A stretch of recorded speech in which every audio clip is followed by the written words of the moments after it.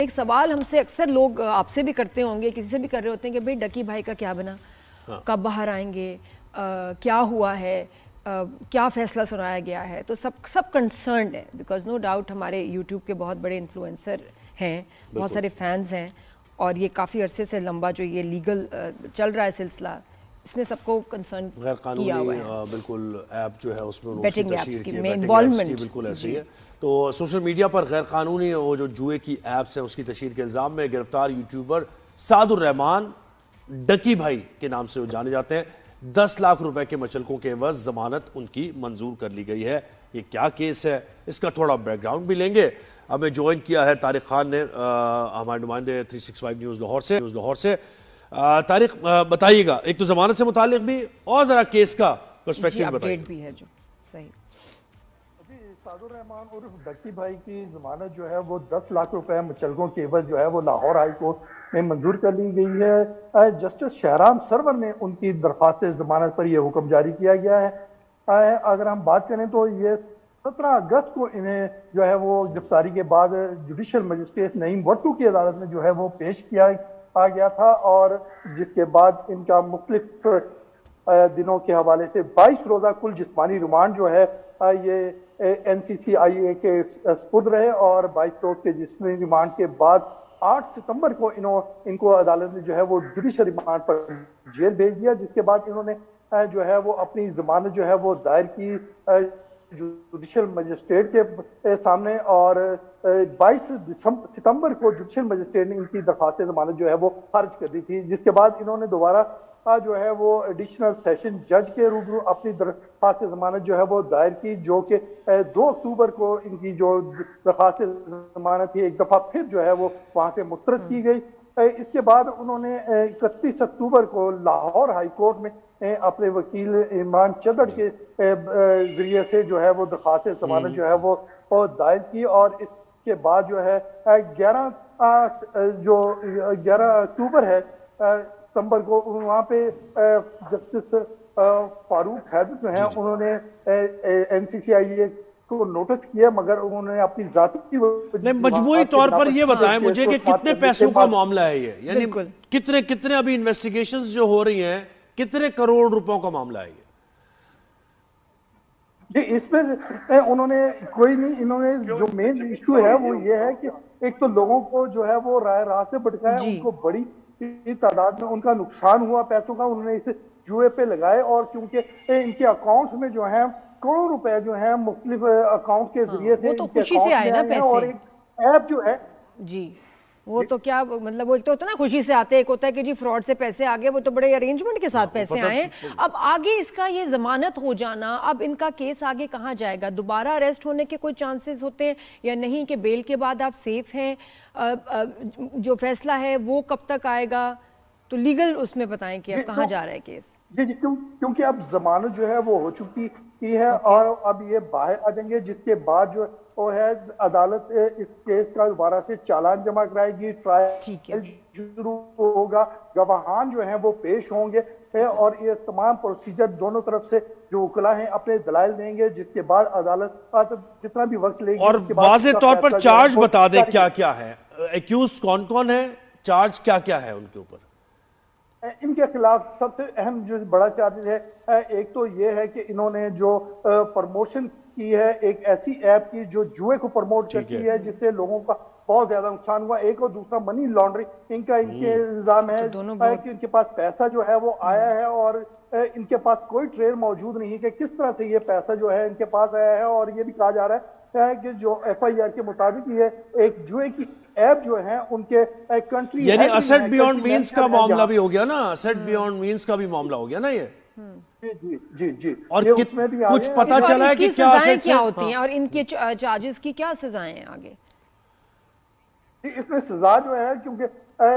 अदालत के स्वाबीत पे है, इसको और 10 साल तक की सजा हो सकती है और उससे कम ज्यादा भी हो सकती है। ये अदालत ने उनके ऑफेंस पे जो है वो देखना है कि आया इसका ऑफेंस बनता है या नहीं बनता, किस किस्म की इनको सजा हो सकती है। अच्छा मतलब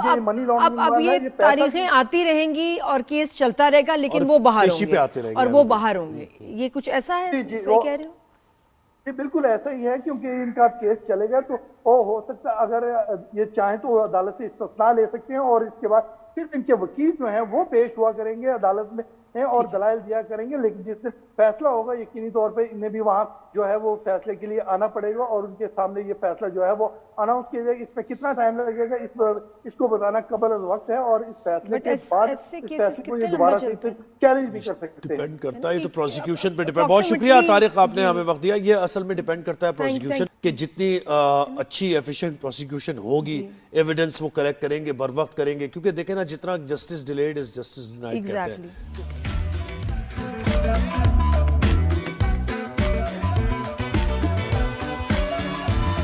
एक सवाल हमसे अक्सर लोग आपसे भी करते होंगे, किसी से भी कर रहे होते हैं कि भाई डकी भाई का क्या बना, कब बाहर आएंगे, क्या हुआ है, क्या फैसला सुनाया गया है। तो सब कंसर्न्ड है, बिकॉज नो डाउट हमारे यूट्यूब के बहुत बड़े इन्फ्लुएंसर हैं, बहुत सारे फैंस हैं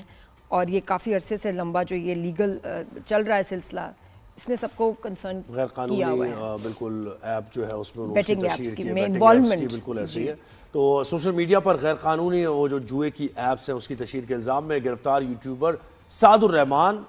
डकी भाई के नाम से वो जाने जाते हैं, 10 लाख रुपए के मचलकों के एवज जमानत उनकी मंजूर कर ली गई है। ये क्या केस है, इसका थोड़ा बैकग्राउंड भी लेंगे। हमें ज्वाइन किया है तारिक खान ने, हमारे नुमाइंदे 365 न्यूज़ लाहौर से। तारिक बताइएगा, एक तो जमानत से मुतालिक भी और जरा केस का पर्सपेक्टिव बताइए भी है जो सही। अभी सादुर रहमान और डक्की भाई की जमानत जो है वो 10 लाख रुपए मुचलकों के एवज जो है वो लाहौर हाई कोर्ट में मंजूर कर ली गई है। जस्टिस शहराम सरवर ने उनकी दरख्वास्त जमानत पर यह हुक्म जारी किया गया है। अगर हम बात करें तो ये 17 अगस्त को इन्हें जो है वो गिरफ्तारी के बाद जुडिशल मजिस्ट्रेट नईम वट्टू की अदालत में जो है वो पेश किया आ गया था और जिसके बाद इनका मुख्तलिफ दिनों के हवाले से 22 रोजा कुल जिस्मानी रिमांड जो है ये NCCIA के सपुर्द रहे और 22 रोज के जिस्मानी रिमांड के बाद 8 सितंबर को इनको अदालत ने जो है वो जुडिशल रिमांड पर जेल भेज दिया, जिसके बाद इन्होंने जो है वो अपनी जमानत जो है वो दायर की जुडिशल मजिस्ट्रेट के सामने और 22 सितंबर को जुडिशल मजिस्ट्रेट ने इनकी दरख्वास्त जमानत जो है वो खारिज कर दी थी, जिसके बाद इन्होंने दोबारा जो है वो एडिशनल सेशन जज के रूबरू अपनी दरख्वास्त जमानत जो है वो दायर की, जो कि 2 अक्टूबर को इनकी जो दरख्वास्त जमानत थी एक दफा फिर जो है वो वहां से मुस्तरद की गई। इसके बाद उन्होंने 31 अक्टूबर को लाहौर हाई कोर्ट में अपने वकील इमरान चदड़ के जरिए से जो है वो दरख्वास्त जमानत जो है वो दायर की और इसके बाद जो है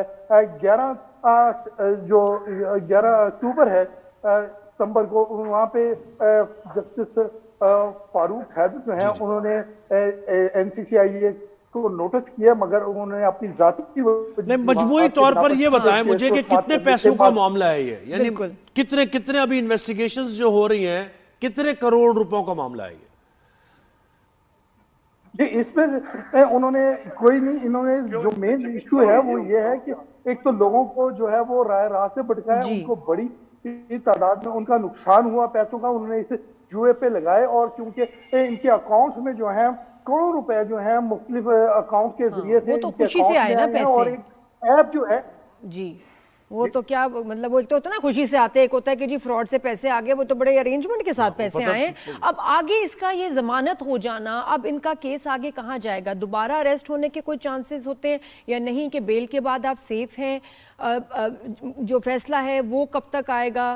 तो लीगल उसमें बताएं कि अब कहाँ जा रहा है केस। जी क्योंकि अब जमानत जो है वो हो चुकी है और अब ये बाहर आ जाएंगे, जिसके बाद जो वो है अदालत इस केस का दोबारा से चालान जमा कराएगी, ट्रायल शुरू होगा, गवाहान जो है वो पेश होंगे और ये तमाम प्रोसीजर दोनों तरफ से जो वकील हैं अपने दलाइल देंगे, जिसके बाद अदालत जितना भी वक्त लेगी। और वाज़े तौर पर चार्ज बता दें क्या क्या है, एक्यूज कौन कौन है, चार्ज क्या क्या है उनके ऊपर? इनके खिलाफ सबसे अहम जो बड़ा चार्ज है, एक तो ये है कि इन्होंने जो प्रमोशन की है एक ऐसी ऐप की जो जुए को प्रमोट करती है, जिससे लोगों का बहुत ज्यादा नुकसान हुआ, एक और दूसरा मनी लॉन्ड्रिंग इनका इनके इल्जाम है कि इनके पास पैसा जो है वो आया है और इनके पास कोई ट्रेल मौजूद नहीं है कि किस तरह से ये पैसा जो है इनके पास आया है, और ये भी कहा जा रहा है कि जो FIR के मुताबिक ये एक जुए की ऐप जो है उनके कंट्री यानी असेट बियॉन्ड मींस का मामला भी हो गया ना, असेट बियॉन्ड मींस का भी मामला हो गया ना ये। जी जी जी जी। और ये उसमें भी आ कुछ गए पता हैं। चला है कि इनकी क्या सजाएं assets क्या हैं? होती हैं और इनके चार्जेस की क्या सजाएं हैं आगे? जी, इसमें सजा जो है क्योंकि अदालत के स्वाबीद पे है इसको, और 10 साल तक की भी सजा हो सकती है और उससे कम ज्यादा भी हो सकती है। ये अदालत में उनके ऑफेंस पे जो है वो देखना है कि आया इसका ऑफेंस बनता है या नहीं बनता, ठीक है। किस किस्म की इनको सजा हो सकती है। अच्छा, मतलब क्योंकि मनी लॉन्ड्रिंग